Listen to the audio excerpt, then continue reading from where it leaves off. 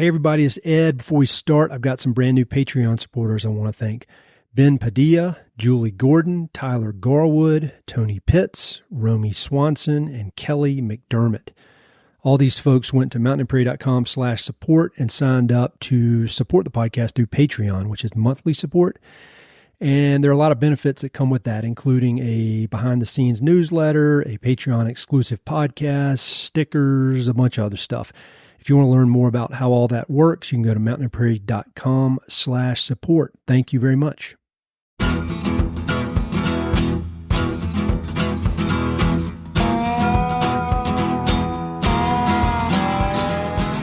This is the Mountain and Prairie Podcast. I'm Ed Robertson. My guest today is Joe Schobert.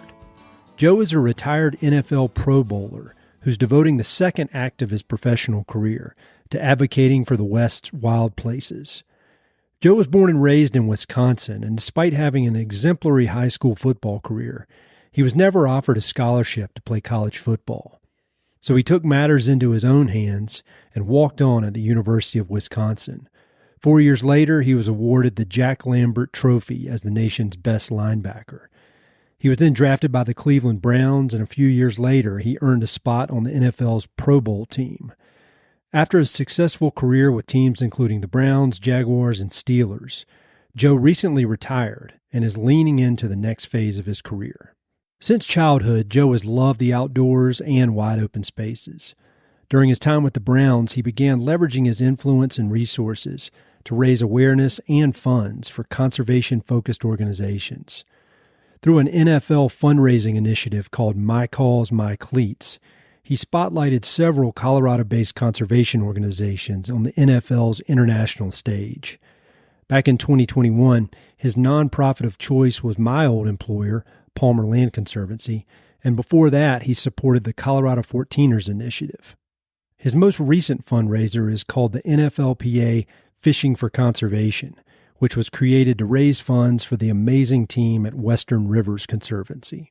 As you'll hear in this conversation, Joe loves the West, he loves hiking, fishing, and outdoor adventure, and he loves exploring wild places with his wife and their 2 young sons.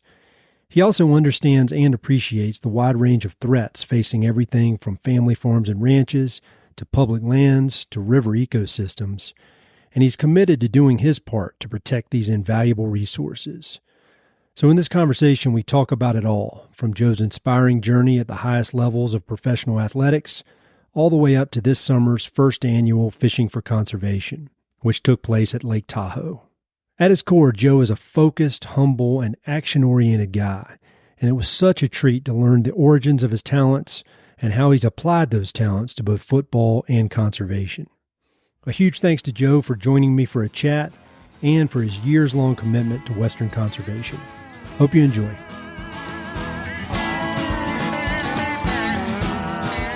All right, Joe, my friend, long time no see. Yeah, it's been a while. It has, a couple years. Last time I saw you, was it pre-pandemic or in the middle of the pandemic? But we went hiking on an awesome hike. Yeah, and I drove by on the way up here, and we stayed in pretty good touch, but I hadn't seen you, so I appreciate you having me over. Yeah, I mean, you're a busy man. Hard to get hold of. No, dude, you're a busy man. Well, I wanted to start. I mean, I could pick probably any 5-year period of your life, and we could sit here and talk for an hour about it because you've led such an interesting life. And it's all the stuff that I'm super interested in, and it all comes back to just being a super tenacious person, which is what I think of when I think of you. And so I'd love to just start at the beginning in Wisconsin. I just did a interview all about Aldo Leopold, and every so often I go on these Wisconsin tears on the podcast. Yeah. And so I think I'm on one right now. There you go. Nothing wrong with that. But all right, tell me, where'd you grow up? What was it like? What are your folks like? Just give me the sketch of little Joe. Yeah. I grew up in Waukesha, Wisconsin, a suburb of Milwaukee, kind of like where I live right now in relation to Denver. I was about 30 minutes outside Milwaukee, in suburban blue collar neighborhood, I guess you could say. And parents were middle class and never wanted for anything growing up, but it was good because just had a lot of time to play sports. My dad loved pushing me to play sports, so I had a good group of friends, like 6 guys who we'd play football, basketball, baseball all year round together, just all the time growing up. And just a lot of fond memories from there because, you know, being out here in Colorado, we don't have a whole lot of family around. Sure. So it's just thinking back to those times whenever we go back to Waukesha, it's like you breathe in like just different air when you breathe it back there. So. Oh yeah, definitely. Was your dad a committed athlete as a young guy, or was he? I mean, he obviously pushed you in a good way in sports. What was his athletic background, and your mom too? Yeah, I mean, my dad played basketball and volleyball in high school, but nothing past that. And then my mom was a swimmer in high school, and she had a couple school records that stood for a long time in Oak Creek, Wisconsin. I think they're all gone now, but she was a really good athlete as well. And my dad was a really good athlete, but he ended up, I think, like breaking his wrist, he says, and never got surgery or never got a cast. So his shooting hand just like fused like this for a long time, so he couldn't shoot. Wow. But he could jump, and he's 6'6", so he's a tall guy. Oh, damn. Yeah. Wow. When did you realize that you had a talent, whether it was in football, basketball? Like, when did it become clear to you, like, oh, I'm kind of a little bit better than some of these folks? I mean, was that something you realized early on, or? Well, I think I realized I was good at sports early on, but like I said, my group of like 6 friends, we were all really good at sports. I don't know how we all ended up living in the same area and playing on the same team. Cause like we would travel cross country in baseball and win tournaments, and our basketball team would go 20-1 in the season in like 5th grade and go to our little state championships and compete for the top. And then our football team, over 4 years, I think we lost 3 games. Like we were just, so all my friends were really, really good too at sports. So like we all knew we were good. And then as a kid, you always believe you're going to go play professional sports. Yeah. And I think some of us just get lucky and keep believing. It keeps somehow works out for us in the end. But I think, yeah, in like high school, I realized I was like really good at football. I was a pretty good basketball player too. But growing up, it was like whatever sport I was playing, I was going to be a professional in that. So we had baseball season. I'm like, I'm going to be an MLB pitcher. Football season rolls around, I'm going to be an NFL running back. And basketball season, I'm going to go be in the NBA. You know, as a kid, it just kept rotating, and that was like my passion for that season. And then it just moved on to the next one. And when football became kind of the focus, or you realized that was going to be kind of where you put your energy, did you continue like playing basketball and that kind of thing? I mean, or was it the kind of thing where you felt like, I need maybe I don't want to play basketball because I don't want to get hurt? I mean, like say junior year, what was your season like? I played 4 sports in high school. So I played the basketball, football, and baseball, and then I ran track in the spring. Because in Wisconsin, baseball is a summer sport, or it was. Now it's spring. But when I was in high school, it's a summer sport. So I played all of the sports as long as I could. I mean, in college, I'd play intramural basketball. Nice. And in the when I was in the NFL, I would just play basketball in the off season all the time. I remember you talking about that when you were hiking, and it seemed like there's a deep love of basketball. I still play basketball. Saturday morning, I'll be on the basketball court at the church down the road and playing pickup. Yep. Then I come home for college football. So the craziest thing when people know your career and know everything you've done is that you did not get a scholarship out of high school. Mm-hmm. How, and when for people, if you want to, I'll have a link in the episode notes just to see your Wikipedia page, and, you know, take some of it with a grain of salt, I guess, because I doubt you wrote that. But the stats from high school were pretty absurd. Yeah. I mean, like kind of playing lots of different positions. I mean, I think there was maybe like a championship game or something where you rush for 240 some yards. Mm-hmm. And just really, when you read it, you're like, this is crazy. And it wasn't that long ago. It made me feel like an old man, because it was like the early 2010s, you know, like 2013. It was 2010. 2010. Yeah. And so, I mean, what can you talk about senior year? You obviously have the skill. You know that you're really good at this sport, even though you're a super humble guy, and but you're not getting the college offers. Can you just walk through that process? Well, I think it's really interesting actually living here now in Colorado. and working with a little bit of high school football players just at the gym I work out at and stuff. It's very similar in terms of recruiting right now, where Colorado's not known as a football state. Like there's so much other stuff that kids like to do in Colorado, like the outdoor sports, the skiing and all that. And basically if you're not in the Denver area or maybe like Fort Collins or the Springs has one or two schools, but like the south side of Denver where there's the Highlands Ranch and Cherry Creeks and Valor Christians and all of them, like if you're not on like those football teams, then you're not playing people who are very good very often. And so recruiting is just not really existent right now. And in Wisconsin, when I was coming out, it was like right at the start of Twitter and social media. And Wisconsin is heavily, heavily under recruited because the University of Wisconsin is the only D1 school in the state and that plays football. And then there's no D2 schools in the state that play football. Oh, wow. And so if you don't go to the University of Wisconsin and you don't want to leave the state, you go to a D3 school. Like, so that's why UW Whitewater was really, really good at football for a long time. I mean, they still are. Yeah.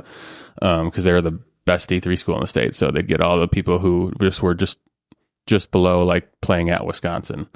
And then, there's just not a lot of recruiting that was coming in at the time. And then, so there's not a lot of social media to put yourself out there at the time. So it was, I was on a state championship team as a junior. And like you said, we played really good in the state championship game, won the game, and just like I would go to a couple camps. Like in football, you have these summer camps, kind of like you just travel around and go to these different colleges. They put on camps for recruiting, go there and perform really well, talk to the coaches. They'd be really high on you. And then you go home and never hear from anybody again. So it was really interesting looking back on it. I wouldn't understand exactly why. I mean, the logistics weren't great for recruiting Wisconsin at that time. So that makes sense. But at the same time, I think there was only like 10 to 12, maybe 15 guys who got D1 scholarships in the whole state at that point in time. Whereas if you go look at it now, it's like my high school has multiple people getting scholarships for every sport every year just because there's social media, I think, has exploded. And Wisconsin's obviously proven that we've got a pretty good talent pool for especially offensive linemen, but some other positions as well. Sure. And like, as you're going through that, I would imagine, I mean, you strike me as a very optimistic guy, but I would imagine there's some disappointment or confusion or both. Like, how did you continue to push through that? Because I think a lot of people, they wait around for somebody to pick them. Mm-hmm. They're like, please pick me. And it seems like that, and that's the normal path, and that works a lot of the time. But when that path didn't work for you, you continued to kind of push forward and look for other ways in. Yeah. And I know you were looking at, was it in North Dakota? At a program there? Like, who did you have advising you on both the logistics or like the specifics of getting into a program or trying to get into a program, and then the attitude part of not getting down on yourself or getting discouraged?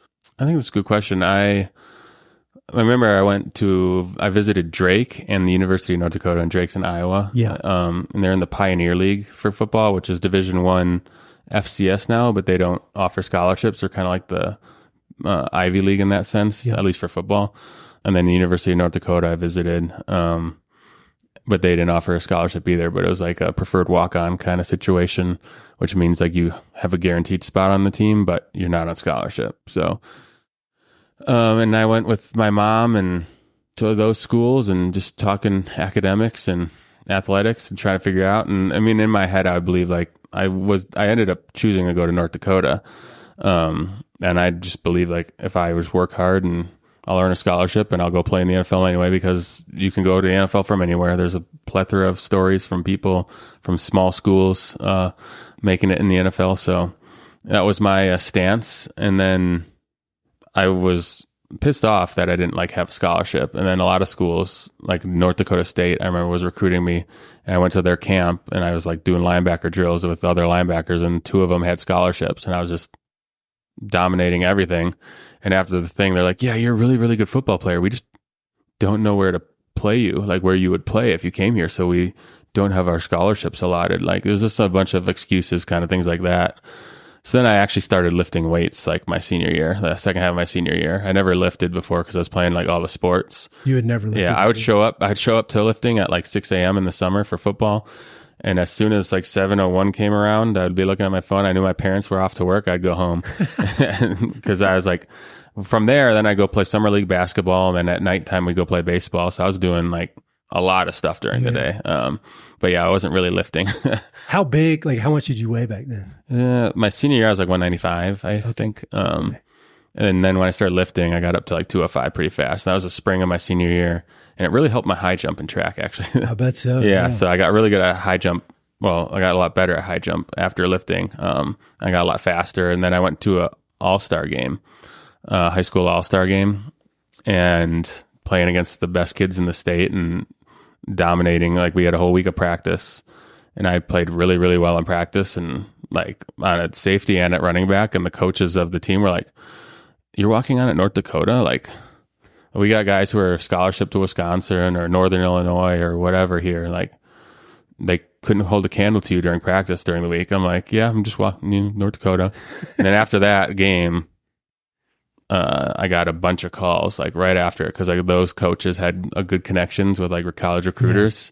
And I got a bunch of calls right after that game with schools coming with like whatever, a gray shirt offer, which is like you sit out for a semester and then you go on scholarship the second semester of your college career, or like red shirt, or walk-ons, or like partial scholarships from like North Dakota State came back like with a partial scholarship, and Northern Illinois partial scholarship kind of stuff. But it was so late in the recruiting process.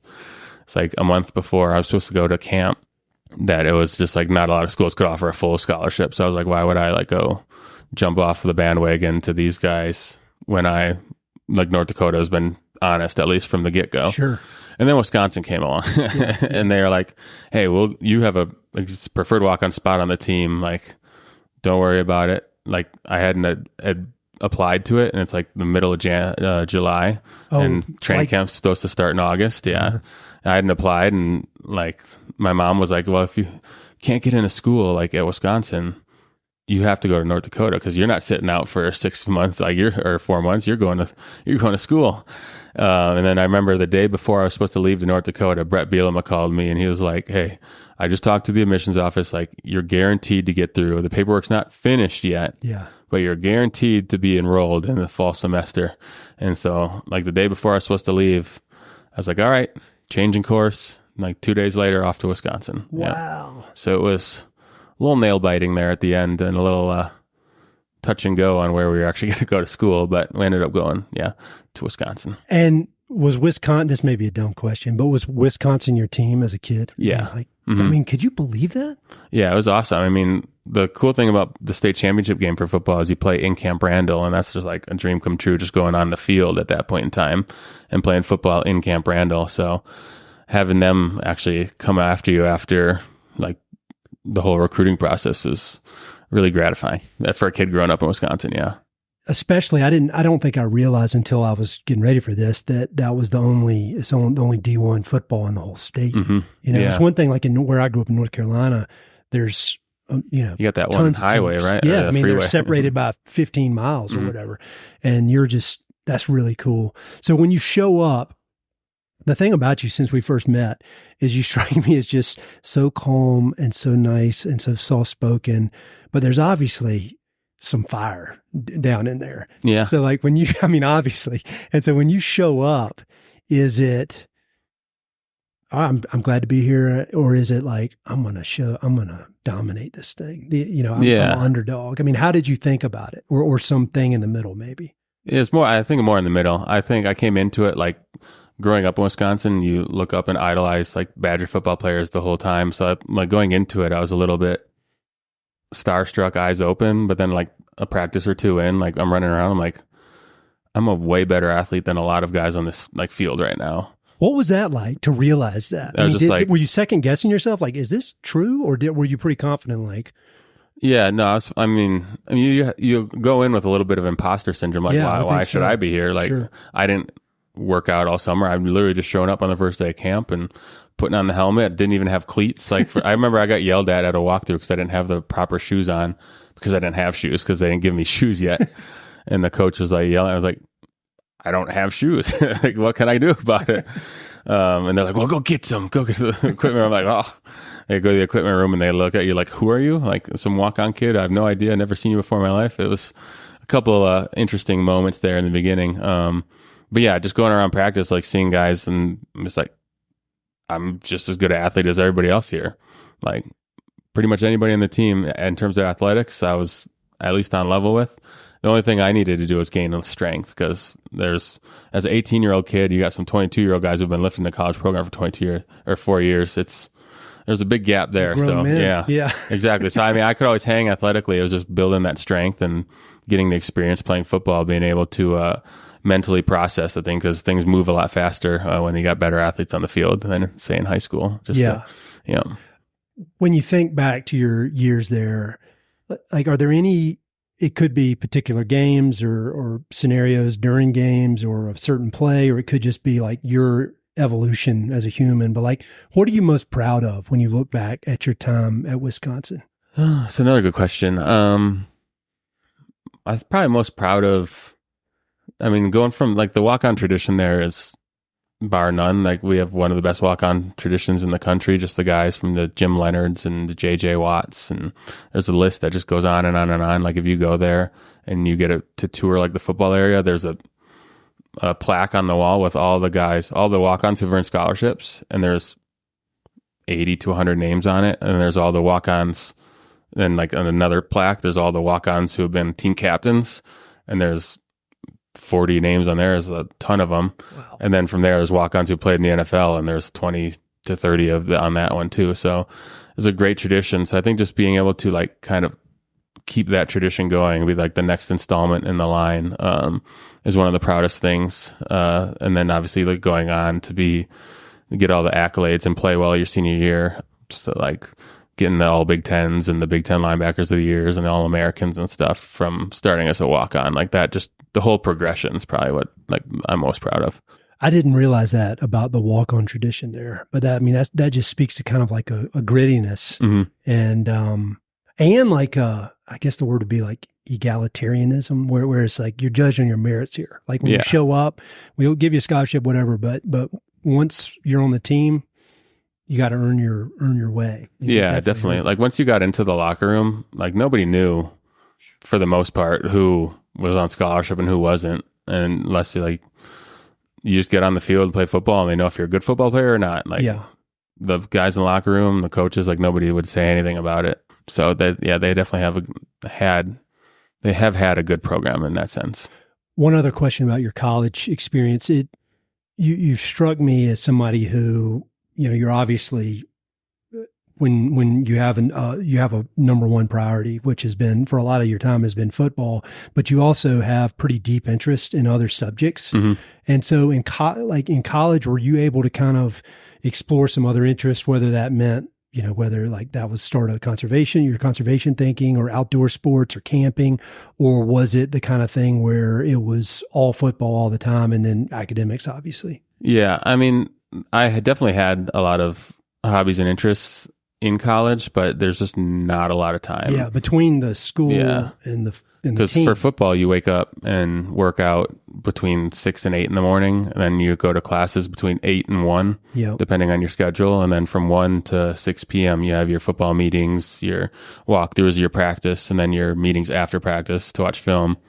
And then you go to dinner, and then from there you have your mandatory study tables or tutors after that until like 8 o'clock at night. So like during those fall months, no time. Yeah. During the spring, you have a little more time to be able to do stuff, but you still have spring football, which is just a little bit less, but you have 15-ish practices like Monday, Wednesday, Friday, and then you have workouts every day of the week as well, plus school.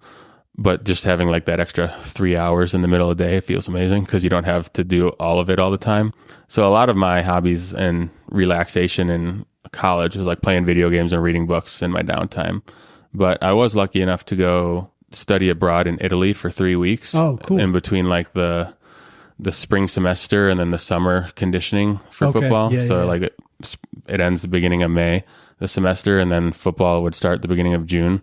And there was a 3-week gap in there, and there's a study abroad in Italy that was just perfectly lined up with that. And all you had to do was write like a 4-page essay on the differences culturally that you experienced in Italy than what you do normally. And it was due 2 weeks after we returned. So it's like you could just go over there and just hang out and see stuff and then come home, write your paper, and then turn it in. So that was one of the best decisions and one of the things I could do. Had you ever been across the ocean? Or was that your first time? I was at France in high school because I took French class from like 8th grade on, simply because the French teacher in middle school said that if you take French, like all of your schools like have a trip to France when you're a junior or senior. And I'm like, I want to go there. Yeah, I'm in. So I'm going to take French. That's really cool. So again, we could talk about each one of these chapters forever, and maybe we will. We'll do multiple parts of this. But when did it become a reality that the NFL could possibly be in your future? Yeah, I think after my junior year, I played really well, like started. And you were mostly defense at this point? Or were you still, okay. All defense at this point. And our defense, our 4 linebackers, me, Vince Beagle, Derek Landish, and Marcus Trotter, just like had a lot of fun. Vince Beagle coined the phrase the Chevy bad boys. And Vince was crazy. He had a mullet, and then he had to get a Chevy logo shaved into the side of his head for games. But it was just like one of those dumb things that you do as a 18, 20-year-old kids that just you love, and you have your little brand identity. And we all played really well that year. And that was kind of like the first time it's like, yeah, like this is a good stepping stone to being able to go play in the NFL. And then my senior year, I just started off hot at the start of the season. And then after our first 4 or 5 games, I was getting like calls from agents every day of the week about like signing for with their agency to lead up to the draft and stuff. So kind of that end of junior year, working through the summer, and then start of my senior year was the when it really like started turning. That was one of the questions I wrote down ahead of this that I'm very curious about is how, and I've got very weird interest and I go down weird rabbit holes, but it's my podcast, so I can do whatever I want. But how did you choose an agent? Because I feel like me coming from the real estate business, there are plenty of nice people in the real estate business, but plenty of scumbags. And I've always had this idea that wherever there's a lot of money moving between, one institution to another person or institution to another institution, there are a lot of leeches that like to jump on and suck off a little percentage here and there. And so as a 21, 22-year-old, how did you go about selecting an agent? Because I keep saying this, but you've always from the beginning struck me as just such a normal, nice guy. And I would think that could be shark infested waters if you didn't pay attention. Yeah, it definitely is shark infested waters.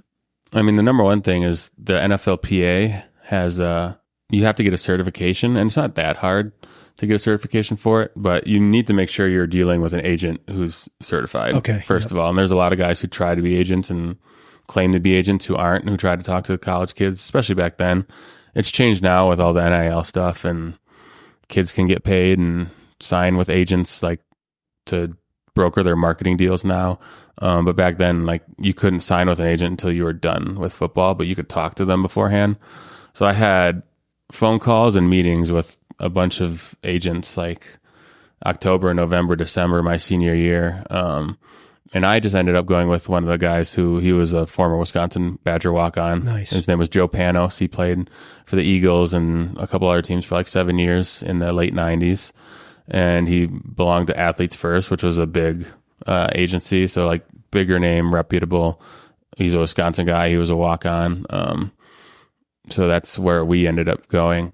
But yeah, there's a lot of people calling all the time. And yeah, you have to kind of sift through the weeds of, do you like this guy? How does the personality mesh with yours? Are they just selling you something, or do they actually care about like bring you along? I mean, if I could do it all over again, I would just be like, I wouldn't have an agent. I would just do it all myself, because you have to pay them 3%, and 3% is a lot of money. Yeah. So, and like they always they show up when you're a rookie, and they're really important for your training, like going into, they like front all the money for your training to go lead up into like the combine and stuff. Oh, so like I went and trained in California, and they put you up in an apartment building and send you to the gym and have their whole like food, everything paid for through that. And that's like really important. But then your rookie deal, wherever you get drafted, is exactly how much money you're going to make. They can't like negotiate anymore. up or down with that. So then it's like, okay, that happens. 4 years later is the next time they do anything for you, like negotiating for that second contract. And I mean, it's really important to get a good agent who can negotiate well. But then as soon as you sign it, it's like, all right, here's my 3%. And it's just sign it away. Yeah. So it's like, I could have done that. I could have talked to teams and be like, this is what I want, but and just paid a lawyer to look over the contract. But no, my agents were good and they treated me well. So I have no complaints with that except for the 3% fee. Well, and so what was the combine like? I mean, how do you go? Because you've had this, at this point, you've been playing at a really high level for 8 years. Mm-hmm. And it's kind of this, it's kind of like not an average, but like it's a summation of this amazing body of work you put together for nearly a decade. And then all of a sudden you got to go in there and people are staring at you for like seconds at a time. Yeah. I mean, how did you even begin to approach that? Yeah. Well, first we went to the Senior Bowl, which is like the combine, but with practice and a game. Okay. And then we went to the combine after a couple weeks later, and both of those suck. Like they're not fun.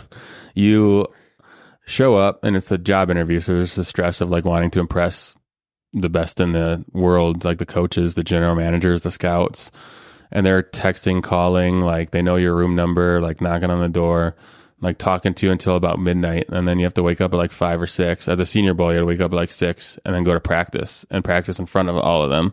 So it's like just like every rep, you don't get that many reps in practice. Like every rep had weight to it. So you're all worried about that. And then, so you have no sleep. You got to practice. You got to play football in front of them with people you've never seen before or played with before.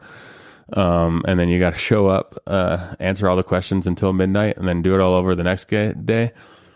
And then the combine, they purposely stress, like they purposely put guys just all day long, like, you wake up, you have whatever test, you go do medical, you go do a drug test, you like talk to GMs and scouts and stuff. And it's the same. It's from like 5 a.m. until midnight, like for 4 days in a row. And then at the end of those 4 days, the 5th day, you actually test. So by the end of the week, you're just tired. You want to go home. You're sick of talking to people.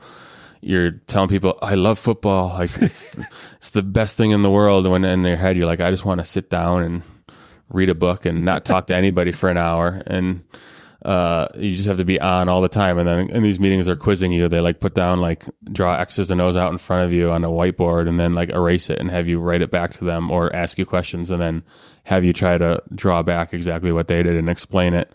And so you're always just thinking, mentally going, and then for 4 or 5 days at a time. And then at the end of it, you get the test and you're just like, I just want to go home. So a lot of people don't test well just because of that. Yeah, it's just trash. You're done. Yeah, you're tired. But as soon as you got out of there, it was a lot of fun just to get out and just relax for a minute. But yeah, I would never. I mean, it's cool to experience, but it's not a fun time. And so draft night, walk me through that. What was that like? Yeah, so I was like predicted 3rd, 4th round pick. Yeah. So the 2nd and 3rd round is the 2nd day, and then the 3rd through 7th or 4th through 7th round is the 3rd day. Okay, got it. So I was like sitting on watching the TV. We had a party the 2nd day just in case. Like, where were you? At my parents' house in Wisconsin, and just like all the friends over, old college teammates, old high school teammates, like family members. Like, we don't know if we're going to get drafted today, but we might as well have the party today in case it happens, then have the party tomorrow and everybody get drafted. Yeah. But then it just kept going on and on and on. And when we get into the end of the 3rd round, okay, it's not going to happen. Everybody, I mean, we still had a good time as a party. Like we were like, oh, it's 50-50 if I go today or not. But then I was the first pick of the 4th round. So like 20 minutes before the draft even started at noon, like nobody's over at my house. I get a phone call and they're like, hey, it was Cleveland Browns. Like, we're going to pick you first. I'm like, oh, awesome. Sweet. I was like, oh, nobody's here. My parents are like out getting ice and drinks and stuff. And it's like, all right, well, we're going to go to Cleveland. Like, there we go. That's crazy, man. And so you show up in Cleveland.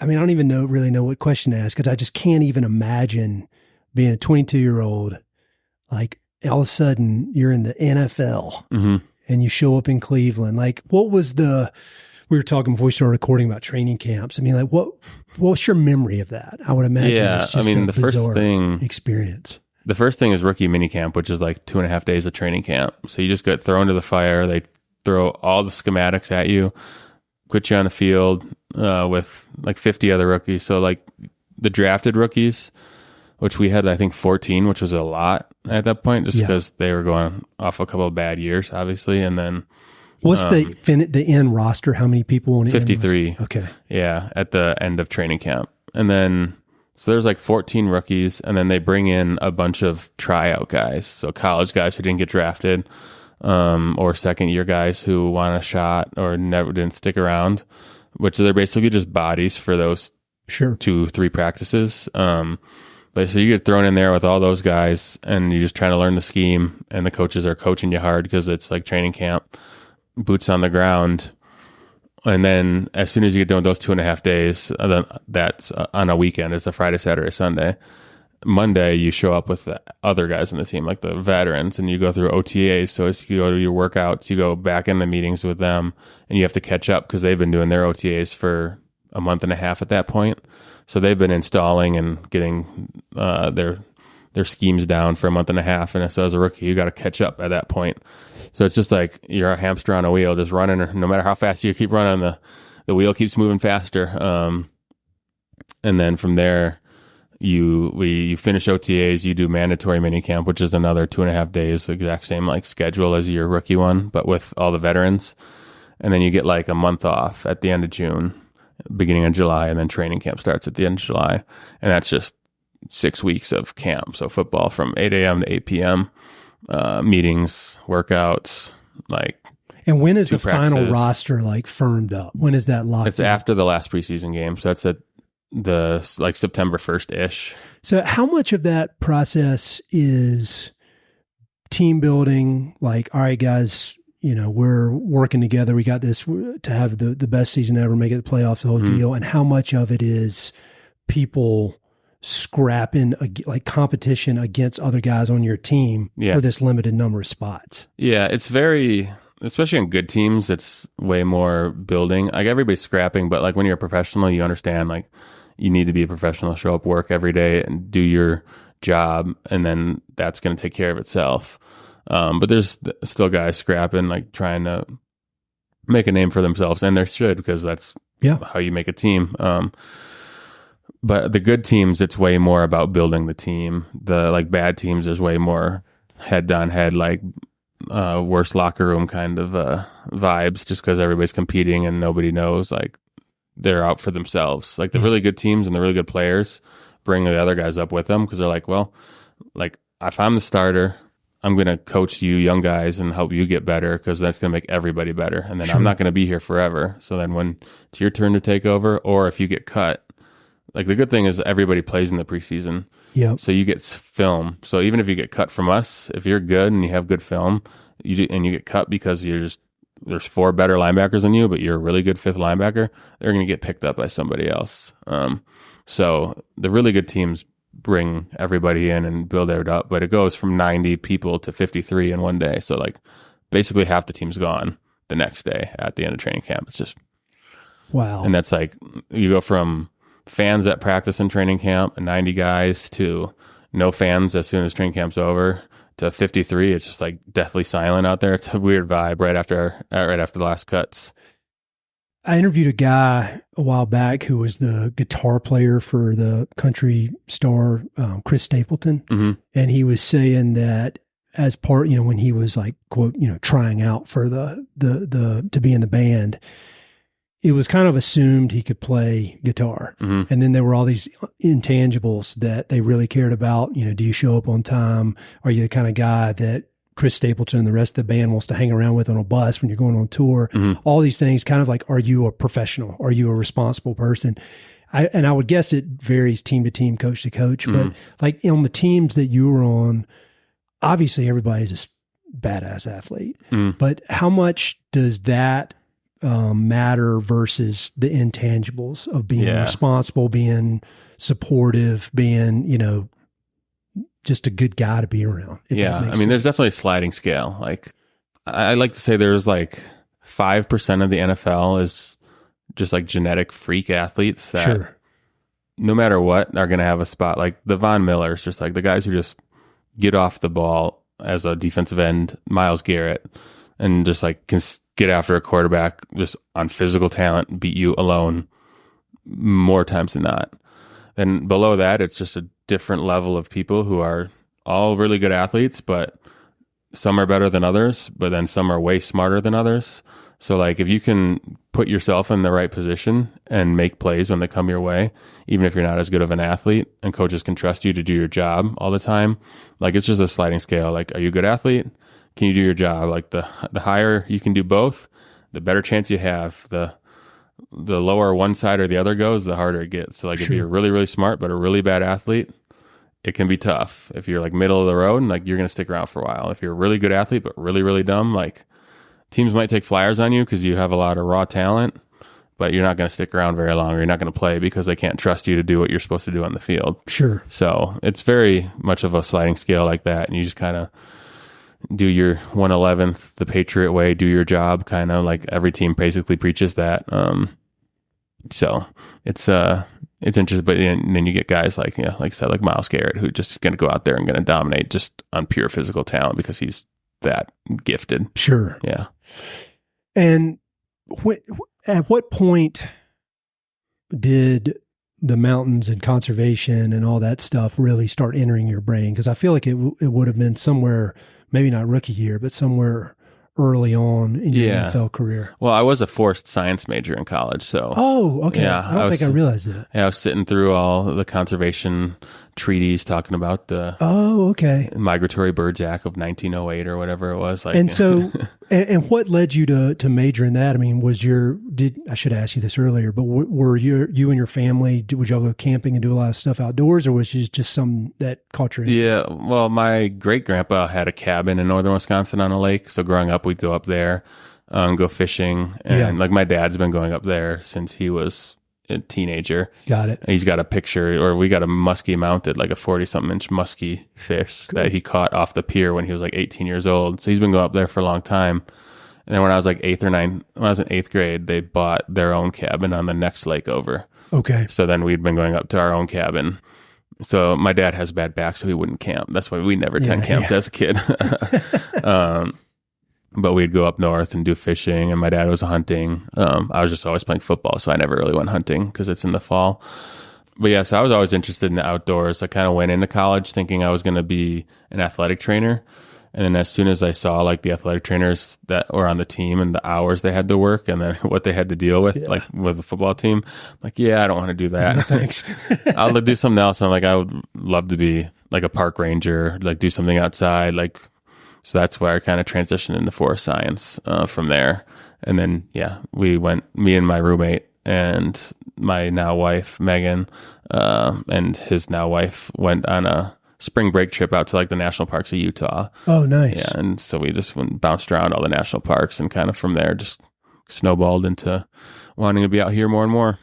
And so at what point was it when you were in Cleveland that you decided Colorado is where I want to end up eventually? Mm-hmm.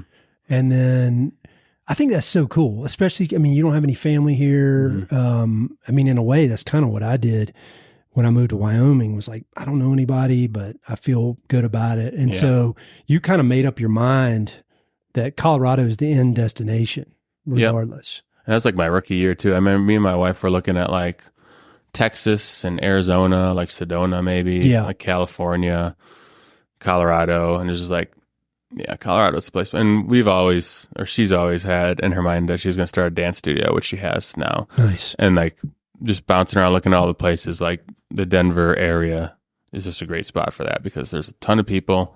Mountains are right there out the window. Yep. Like you can do whatever you want in the state. I do a lot of day trips where I get up at 6, 5 in the morning, drive out 2 hours to the mountains, do whatever, come home at 1 to 3, and, finish the night like hanging out with the kids and or helping my wife at the dance studio and doing stuff like that. So it was just kind of the perfect blend of what we were looking for. Well, this spot is like perfectly located because you're close to Denver, close to Colorado Springs, but you got wide open views. I mean, and you can get to the mountains quickly. What was the first 14er you ever did? first 14er, I think it was Mount Elbert, actually. Was it really? Yeah, I did it with my wife and my sister. We came out, I think it was right after my rookie year. We came out and we were like looking at houses at that point in time. We didn't buy anything for a few years, but we were just coming out and looking at different areas. And I think we did Mount Elbert that year. Nice.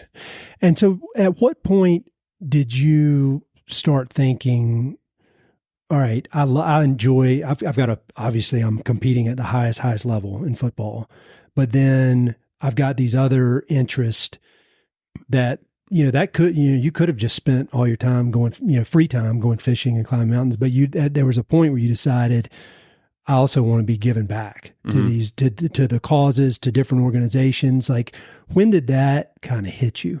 Yeah. Well, that's the good thing about the NFL is that they have more money than they really know what to do with. that is a good problem to have. Yeah. The My Cause, My Cleats was like the first kind of thing. Plus, like, every team has their own charity organization, like the Browns.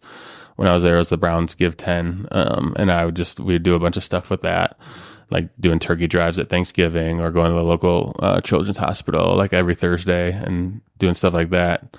But the My Cause, My Cleats, I was like, I want to do something that like is interesting to me. A lot of guys do like cancer research or autism research or like food banks and stuff, and or things that are personal to them. And like I said, growing up, I like never really had to want for something growing up. Like, I just was really lucky with my family situation. So I was like, I think my first one was for children education in Nepal, like for the Sherpas, nice. Like the kids to build schools, and so those kids could go to school and then choose what they want to be instead of being like forced to be a Sherpa, because that's the only way to make money. Sure. And then I brought it a little more closer to home with the Colorado 14ers initiative and the Palmer Land Conservancy. That was so nice, dude. And then, so that was just because I knew we're going to be here, and I want my kids to be able to enjoy, and I want everybody to be able to enjoy. And I think we should protect what we have because, and I mean, you were in the ranch buying business, but people are looking to buy up every space of land that they can out here, and we got to protect it and put boundaries in place so that doesn't happen, so we can go and enjoy it, especially a state like Colorado where you can't even like walk on the bottom of a river because it's private.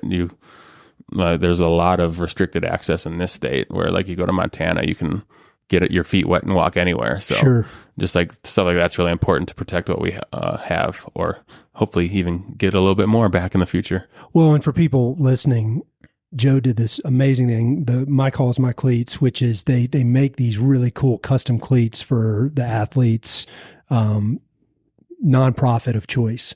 And so he did the Colorado 14ers initiative, which Lloyd, who runs that, he was like maybe the third guest ever on this podcast years ago. So I'm a big fan of their work. And then the year after, you did Palmer Land Conservancy, where I used to work. And so there were these amazing cleats that you sent to us, and we auctioned them off, or Palmer auctioned them off.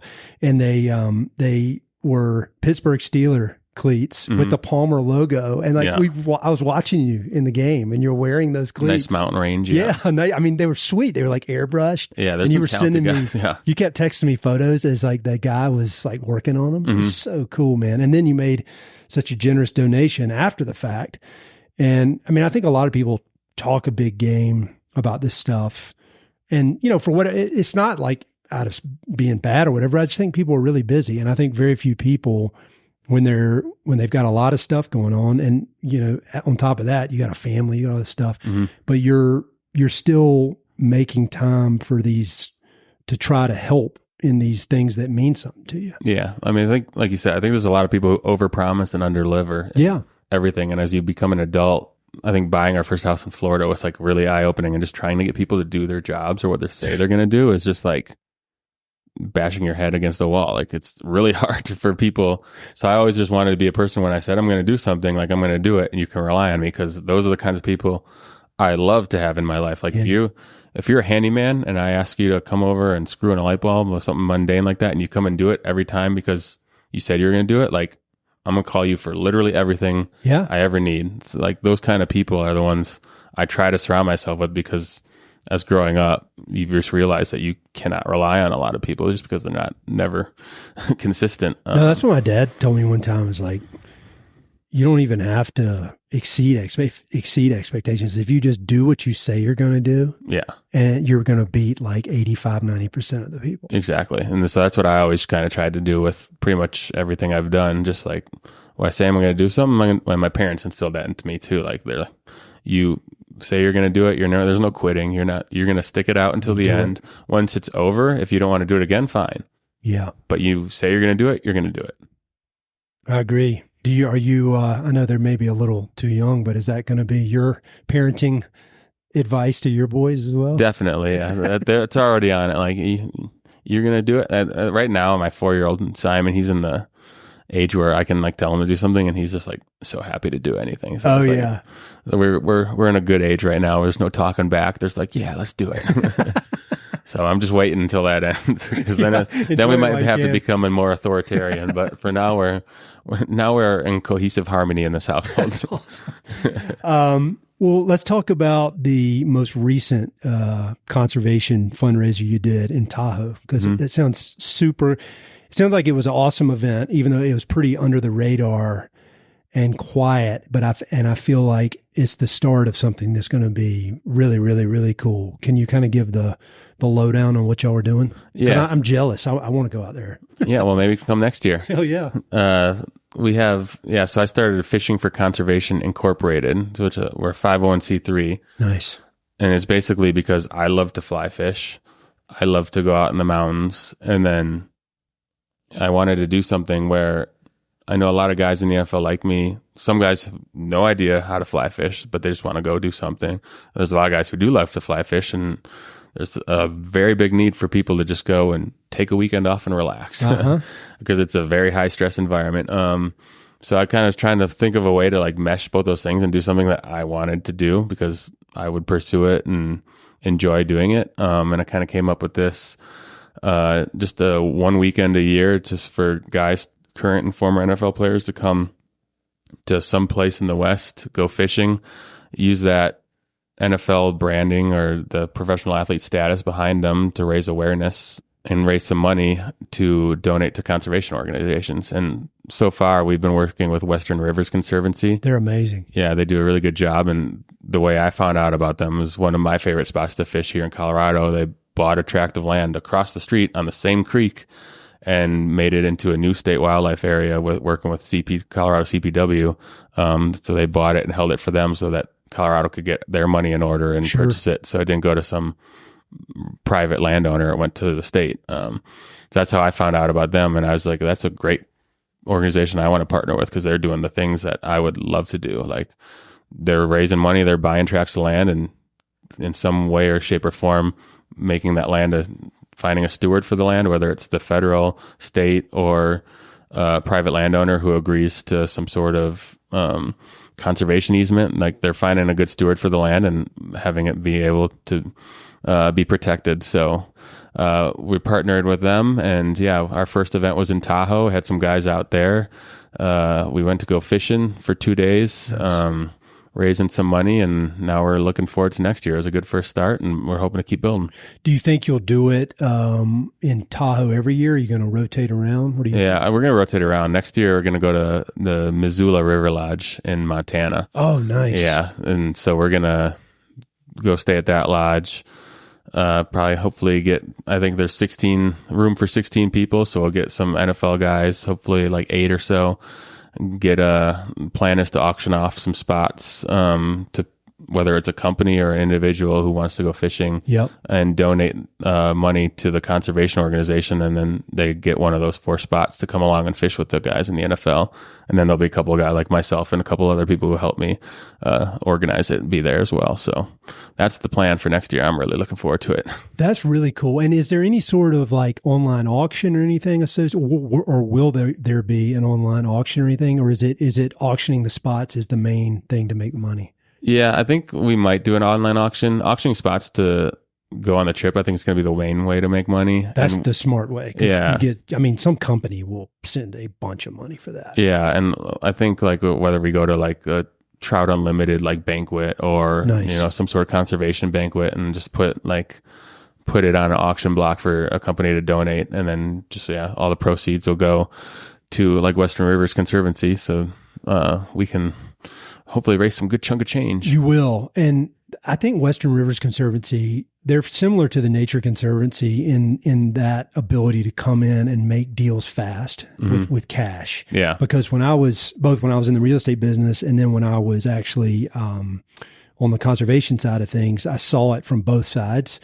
And when I was in the real estate business, you get these nonprofits that want to save a piece of land, but they come and they try to put it under contract for like 2 years while they can go out and raise the money. And that's never going to compete with somebody who can come in and close in 60 days. Yeah. Even if they were going to pay more, somebody wants the money now. Yeah. And so when Western Rivers can come in and compete in the real market and then hold it, and the Conservation Fund does a similar thing to that. But I think just for rivers, and you're such a hardcore fisherman. Yeah. That's a great organization, man. Yeah. That's what, like, I mean, on my own, I just go on Zillow and look around the state for pieces of property that are on a creek or a river. And it's like, they're never available. So Western Rivers they do a really good job of keeping ears open, eyes out, and scooping up good prime spots that have the potential to be a really good spot to be conserved. So yeah, well, all over the West, like they've got places in all over the states. Yeah, not just Colorado. Have you ever done a multi-day river trip? Yeah, this last summer I was in Montana. Oh, talk about that. We were in the Bob Marshall Wilderness. Me and a couple of my friends from college and one of my friends who lives out here, 35 miles of horse packing / hiking. I decided to hike because I don't want to get saddle sore. Nice. So over 2 days, we hiked 35 miles in. That was really nice because the horses carried all the gear. So I was just walking unencumbered into the middle of the Bob Marshall Wilderness. And then we took a 4-day float out. So yeah, the horses packed in the raft. So we just blew them up when we got to I think it was Big Prairie. There's a ranger station there. I've never been in there. It's gorgeous. It's phenomenal. Do you see any crazy wildlife? We walked up on a black bear. Didn't see any grizzly. It was like mid 90s during the day when we were out there. So like, as one of the guys on the trip was like, any self-respecting grizz would not be out in this heat right now. And then literally 5 minutes later, this tiny black bear takes off right in front of us. Like, oh, well, see, he's not a self-respecting grizz. He doesn't know what he's doing. We heard wolves at night. Did you? A couple of times. Yeah. They were right across our camp, but the horses and the mules were like around our camp. They let the mules roam freely because they're bonded to the horses, so they're never going to go far. And those suckers are mean. So they're tough, dude. If anything was trying to get in the camp, they would kick them out pretty fast. But we saw, and then we were fishing for cutthroats, native cutthroats, and bull trout, because bull trout were going up. And bull trout are awesome. They're big predatory fish. So that's what we were going for. And I was lucky enough to catch one on the first morning. It's like 31 inches long, just really big, aggressive fish. And then after that, I was just like sitting back in the tube, floating down the river, watching my friends cast. But I was like, I'm good. I caught what I came here to catch, and I'm just enjoying the views as the mountains go by. It was awesome. And no cell service for that whole Absolutely time? No cell service. How awesome is that, man? It's great. It's just like, well, the funny thing is that's when Donald Trump got shot. So you didn't know? So we came out, and it was like, what's going on? Is the world ending? No, nothing crazy happened. But yeah, it was really nice to not have cell service and be in our own little bubble that week. I've done 2 river trips, one last summer and then one this summer, and I'm late to the river trip game, and I need to make up for lost time because it's just, there's something real magical about going at that, that human pace or the pace of nature down the river. No cell service. I think that's the big part. Yeah, but I keep thinking about my kids, and I want them to experience that. Yeah. Well, so speaking of kids, you're the ripe old age of 30. I'm 16 years older than you, which is crazy. And you got the whole world ahead of you. You're retired now. What's the plan? I mean, are you thinking about kind of what the next few years will hold? Are you enjoying full-time dad duties, helping out your wife? I mean, you're obviously devoting a lot of time to conservation. Did you run the Leadville Heavy Half? Yeah, I did. I've done some of those Leadville races, and you get up high real quick. Yeah. So, I mean, you're going hardcore. Yeah. I mean, that's the good thing is I have my time during the day, like especially like my 4-year-old at school, 1-year-old's napping right now. Like we have a nanny who comes and helps us because I also help at the dance studio. So my wife owns a dance studio here on Castle Rock called Showtime Dance Center. So like I help with her during the day, and I help at night at the dance studio. But then I also have a ton of time because dance is from like 4 to 9 at night. Nice. So like I said, I get up at like 5, go out to the mountains, whether I'm hiking or fishing or mountain biking or skiing in the winter. I get back here by like 3 and then help with the dance studio at night. I got a lot of leeway in that little section of time. So I usually like once or twice a week, I try to get out and go do something. So I keep myself very busy. Like I said, I did a couple half marathons this year, and the only purpose of the half marathons was to train to hike mountains in the summer, because it's so much more fun when you're not just gasping for breath the whole time you're hiking up a mountain. Like when you can actually walk up it and breathe heavy, but breathe through it and look around and enjoy it. It's way more enjoyable. So that was the only reason I ran those. Those are good. That's no joke, man. Yeah, they were. The heavy half is tough. You go up to like 12,000 feet or something, right? Or 11. Yeah, something? I mean, you start in Leadville, which is 10,500, and you go up to I think 13,000. Yeah, I've done the because it's like on the east side of the highway, right? Mm-hmm. Yeah, I did the 50 miler there, and I think the course is very similar. Yeah, and I remember there was just this one grind. I mean, it just went up and up and up, and I think it was 13,000. Yeah, I think that's Mosquito Pass. Yeah, because it goes down into South Park. I think if you were to keep going. Yep, exactly. So we went up to that, and the half marathon just stops there and comes back. The full marathon goes up and over, and then back up and over, and then obviously your 50 miler goes back up and over, and probably I don't even know where the hell every other spot around there. Yeah. Tell me some good books you've read, either over your life or currently, and they don't have to be about conservation stuff, but just, I think that was the first time me and you ever connected. I think you sent me a book recommendation. I did. I remember it was Deep Creek, I think. Yeah, it was. That's exactly right. Yeah. That was a great book. It's funny because I've been waiting for this question because I don't really read a lot of nonfiction. Yeah. That's one of the few like memoirs. I read some autobiographies, but I'm hardcore in fantasy and science fiction. See, I need to be hanging around you then, because I don't read any fiction. I read all fiction, all fantasy all the time. Do you really? Yeah. I mean, I grew up reading Harry Potter from when the 3rd book was out. Like the 3rd book was the most recent published. I was reading 1 to 3 and then starting over as soon as I finished, and then 4 to 5. Like my daughter and my wife they just finished number 7. Yeah. And it was like it ended up being like 4,400 pages or something total. And it's like life changing. Yeah. I read a lot of fantasy books and things like that. Is there a specific author you like? Not really. I bounce around. My favorite all-time fantasy series is a guy, Michael Sullivan. It's Rhyria Revelations. It's like these thieves that get caught up in a king, like royalty level world ending like problems. They're just like little guys that end up being instrumental in this thing that's way above their pay grade. It's just a funny, like feel good book, like kind of like popcorn reading for me, where I can just open it and read it and just fly through it. It's just cool, so good. Man. That's good. That's what you need, man. Stuff like that. And I mean, I grew up on Harry Potter. I just read a lot of random fantasy books now. I mean, the Game of Thrones series is fantastic, but it's not finished. So, I mean, you can recommend it, but there's no end. There's no end. Yeah. There's a couple of series like that where I'm just like waiting for the end. You don't know if it's going to finish good, because I've read some where there's 2 good books and then the 3rd book, not so good, you know? So, but yeah, I mean, Deep Creek was a great book for nonfiction. And then I don't know if I've read a few, but I'm not really like, I'm not really into the self-help or like nonfiction stuff. Sometimes I read them, but I read self-help.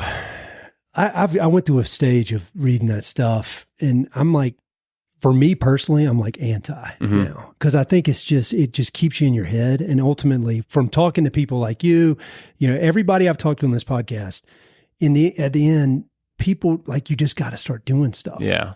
Like there might be a few like ideas, but you're not going to learn the ideas until you're doing the stuff. Yeah. So it's just like, you got to start doing. Yeah. Do. And that's the only thing. Experience is the number one. Like you can read about anything, you can watch YouTube videos about whatever you want to do, but then going and doing it's a whole different ball game. Yeah. I was just leading this workshop on one of these river trips I was talking about, and in a way, sometimes I feel kind of bad, because I think sometimes people want some trick or something. I'm like, the thing is, you just got to start doing stuff, and you can screw up a lot, and then you figure it out, and then you correct course, and then you screw up again, and that's kind of how it goes. The thing is, you got to want it, and you got to work for it. Well, and that's what's cool about, I mean, I feel like in your world and all that you've accomplished, like it's such like looking from the outside in, it looks like, all right, this guy's a super athlete and he's really, really tough and all that. But then when we have these conversations and talk, you realize that you are an extremely super athlete and then you are tough. But then there's also these standard things like do what you say you're going to do, be a nice person, be humble, be competitive, but in a good way, be a good teammate. And I mean, I think those are the kind of things that ultimately matter, no matter what you're doing, I think. I mean, just being, one of my old coaches say there's 2 A's. You got to be accountable and you got to be available. Like that's basically how it translates to life. Like just be accountable, do what you say you're going to do, and be available. Like in terms of football, it means don't get hurt. But in terms of life, just like somebody asks you to do something, like even if you can't do it that day, or just be there for them, help them in some way, shape or form as the best you can. And then go through life living like that, doing good things to other people. And, stuff comes back to you. Like when you surround yourself with good people, there's always going to be awesome things. There's always going to be awesome people doing awesome things that you can be involved in, you can help, you can support, and then they're going to come back to you with whatever they have and you help them with that. And that's how you live a good, happy, fulfilled. That's how I've found fulfillment in doing stuff. Well, I think you're a poster child for that. I mean, you're so generous with your time, your resources, your attention. I mean, you could very easily just be kicking back. And yet if anything, I feel like you've like foot on the gas even more. I mean, I wasn't involved almost in your too much, daily training and that kind of stuff. But I mean, there's an intensity behind your like super chill demeanor that I really appreciate. And I'm just glad you're putting a lot of it towards stuff that is also important to me and the people that listen to this podcast. So, any kind of parting words? I think those you just gave were great, but any way to wrap it up? Yeah. I mean, I was like I said, the accountable, available thing is probably just some motto I live by. And then I know it's a like Conservancy, Western Rivers podcast, and or Western Conservation, or just conservation in general, and I come from more of an athletic background, but like I was just a kid from Wisconsin. I wanted to play football real bad, and I got lucky to be healthy and have good genetics. But I've talked to and met so many people in so many spheres of life that are just like-minded, like I am. I think there's a lot of like negativity out there these days about just everything in the world, especially with the presidential election coming up. Like, it just seems like everything's going downhill fast. But when you actually get out there and you go and do things and you be progressive with your life in terms of reaching out and trying new things and helping people and doing stuff that's where you like find the fulfillment. And I just like, that's this last like couple of years since I've retired from playing football, what I've been really trying to go kind of work towards. And it's been so much fun. Like, I'd encourage everybody to just kind of get out of your comfort zone, go do things. Like, you never know what's going to happen. Yep. Like, go and do what you want to do, figure it all out. And if you need to plan it out later, but just go take what you want and go put yourself out there and help people, and it'll all come back to you, and you'll have a lot of fun. You'll look up one day and be like, holy cow, I did a lot of stuff. I did a lot of cool stuff, instead of just waiting and like, I'm going to do that someday, which is what I felt like a lot when I was playing football. I would just, especially training camp, I was always looking at like YouTube videos of people hiking mountains and fishing. I'm like, I have to go to practice. I want to go fish.